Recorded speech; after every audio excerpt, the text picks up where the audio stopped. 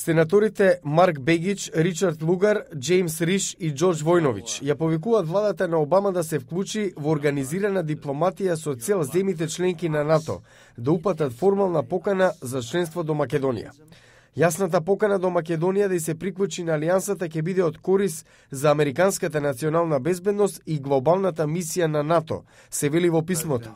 Сенаторите укажуваат дека Македонија е меѓу 4 најголеми придонесувачи во мисијата во Авганистан, според бројот на жители. Копии од писмото се испратени до државната секретарка Хилари Клинтон и до генералниот секретар на НАТО Андерс Фог Расмусен. Слично бара и Сали Мекнамара од фондацијата Heritage од Вашингтон во синоќ објавената анализа Стратегискиот концепт на НАТО 2010, 5 индикатори за успех.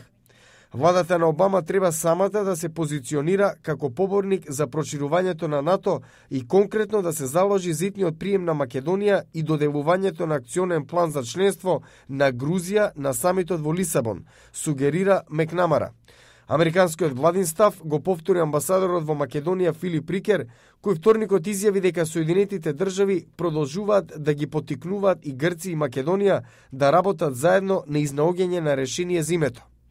5 индикатори за успехот на НАТО во иднина, според Мекнамара, се рамномерна распределба на врските меѓу земјите членки, НАТО да действува и надвор од своите граници за да осигура своја безбедност, противракетен штит и натамошно присуство на американско тактичко нуклеарно оружје во Европа, проширувањето со нови членки и задржувањето на приматот во безбедносната структура во Европа.